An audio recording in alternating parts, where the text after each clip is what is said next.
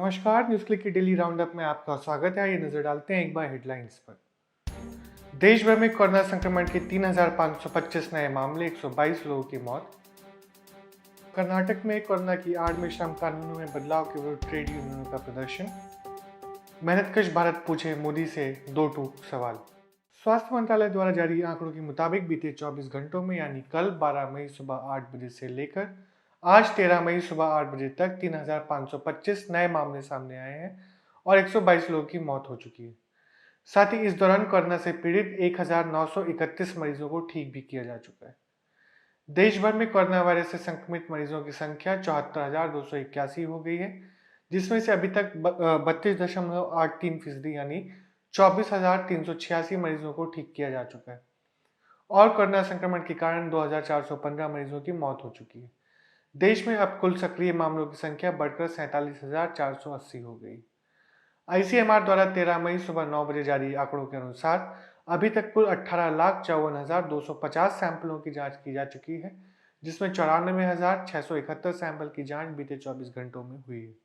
देश भर में कोरोना संक्रमण के सबसे अधिक मामले 7 राज्यों से सामने आए हैं, जिसमें महाराष्ट्र से 1,026, तमिलनाडु से 716, दिल्ली से 406, गुजरात से 362, एमपी से 201, राजस्थान से 138 और पश्चिम बंगाल से 110 मामले सामने आए।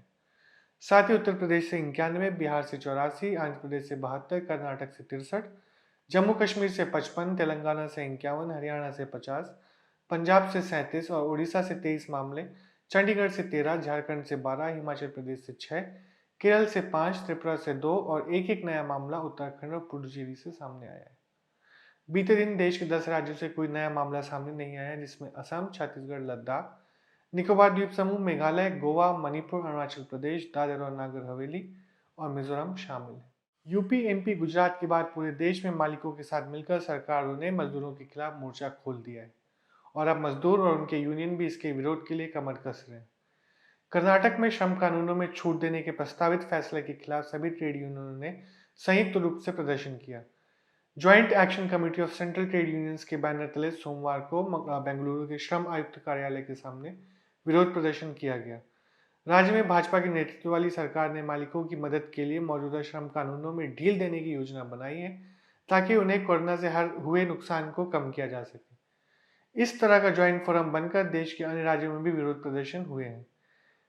12 से 13 मई 2 दिन के देशव्यापी विरोध का आह्वान भी किया गया है। इससे पहले एक विज्ञप्ति में जेसीटीयू ने कहा, कोरोना लॉकडाउन के बहाने मालिकों का संगठन राज्य सरकार के साथ मिलकर दिन के 12 घंटे काम करने के लिए पैरवी कर रहा है। विज्ञप्ति में यह भी कहा गया कि मालिक इस लॉकडाउन में मजदूरों की बिना किसी अनुमति के छंटनी और सभी श्रम अनुबंधों के काम से छुट्टी देने की मांग की है। इसके खिलाफ 18 मई को ट्रेड यूनियन ने राज्यव्यापी विरोध प्रदर्शन की योजना बनाई है। जेसीटीयू ने कहा कि दिन में 8 घंटे काम करने और स्थायी रोजगार के अधिकार श्रमिक द्वारा लंबे और कठिन संघर्ष के बाद मिले हैं और इन्हें ऐसे ही नहीं गंवाया जा सकता। ग्राउंड रिपोर्ट में वरिष्ठ पत्रकार भाषा सिंह ने प्रधानमंत्री नरेंद्र मोदी के राष्ट्र के नाम संबोधन में मेहनतकश भारत, सड़कों पर उतरे प्रवासी मजदूर की शर्मनाक अनदेखी पर सवाल उठाया। साथ ही उस ग्राउंड रिपोर्ट के जरिए दिल्ली से लेकर महाराष्ट्र, अहमदाबाद, तमिलनाडु में मजदूरों के उस हौसले और हिम्मत को सलाम किया जो मोदी सरकार की नीतियों के खिलाफ खुद को जिंदा रखने के लिए दिखा रहे हैं। बात की सिटी मेकर किताब के लेखक, बेघरों पर काम करने वाले डॉक्टर इंदु प्रकाश सिंह से भी। आइए सुनते हैं भाषण। हम प्रधानमंत्री नरेंद्र मोदी से पूछते हैं 2 टूक सवाल। जब वे देश की बात करते हैं, जब वे देश को संबोधित करते हैं, तो लाखों की संख्या में वे मजदूर, वे भारतीय नागरिक जो सड़कों पे उतरे हुए हैं, धक्के खाते हुए हजारों किलोमीटर का सफर तय करते हुए घर जाना चाह रहे हैं, घर जाने के लिए लड़ाई कर रहे हैं, वे उन्हें क्यों नहीं दिखाई देते? क्यों नहीं दिखाई देते उन्हें उनके पैर के छाले?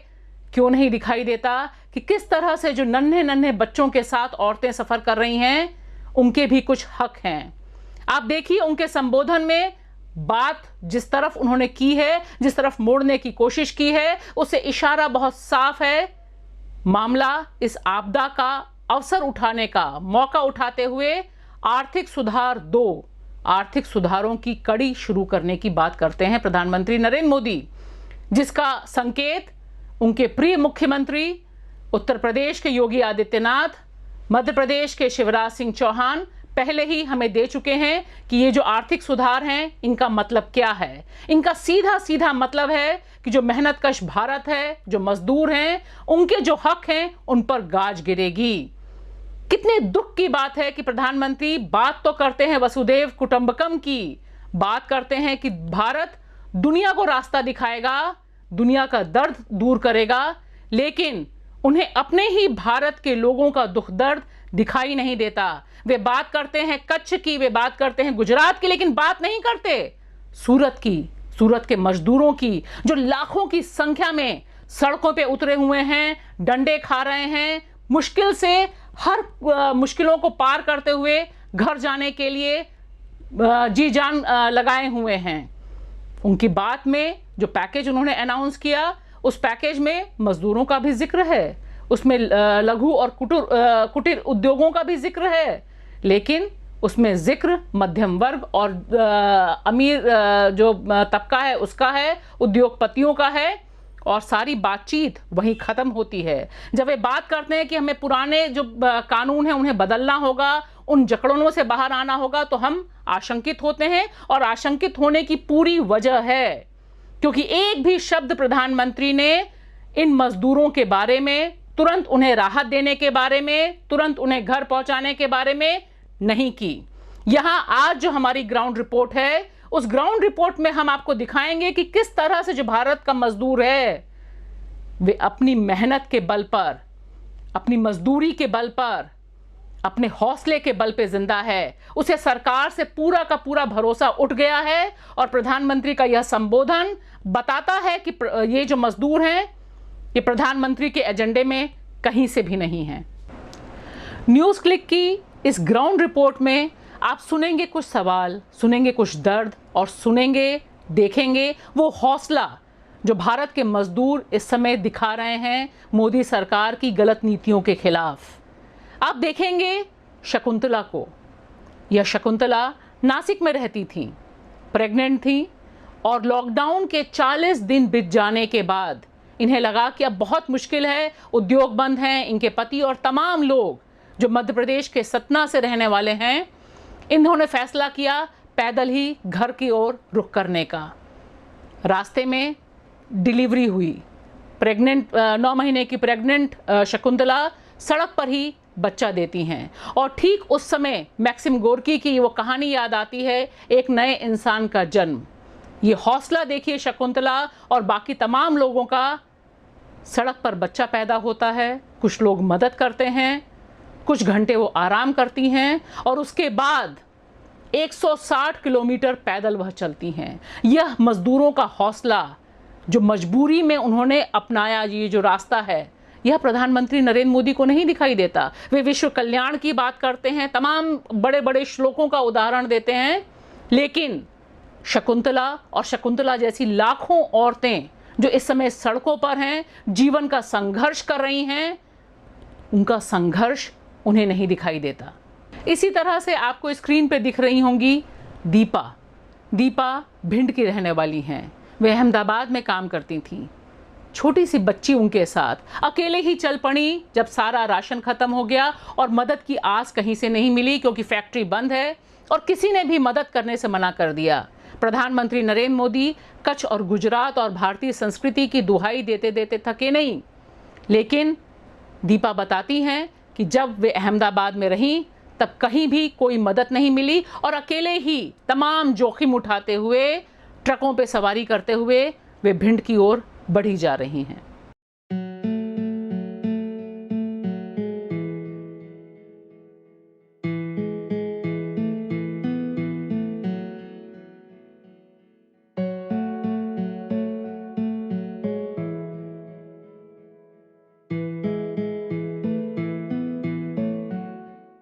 कहाँ से आ रहे हैं भैया? बहादुरगढ़ से। कहाँ जा रहे हैं? गांव जा रहे हैं। गांव कहाँ है? कानपुर। कानपुर जिला कानपुर। कैसे जाएंगे? पैदल जाएंगे सारे लोग? सब लोग पैदल ही जाएंगे। अब भूखे प्यासे नहीं, मंजूर आदमी है, गरीब आदमी है। क्या काम करते थे आप? हम चेन वेल फेरी वेरी करते थे। हाँ, चेन वेल लगाते थे, जीपी नहीं होती, बैग में जीपी लगाते थे, उसी काम करते थे। क्या नाम है आपका? हमारा सोनू। हाँ, सोनू। सोनू।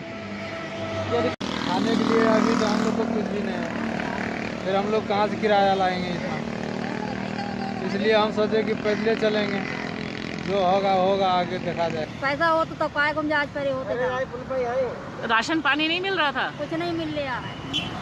क्यों? ये ना रहा राशन वाले, आधार कार्ड है ना दिल्ली को, आधार कार्ड मांग रहे हैं। यहाँ से कितना दूर है आपका? जन से वो 300 किलोमीटर है ना।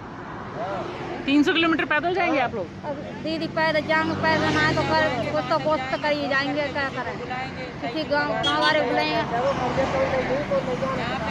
हम गए भी राशन के लिए, तो राशन ने डायरेक्ट मना कर दिया कि भाई दिल्ली का आधार कार्ड लाओ, ऑनलाइन कराओ। मेरे को जब कुछ पता ही नहीं, मैं दूसरी बार दिल्ली आया हूँ, वैसे कभी आया होता तो मेरे को पता भी होता।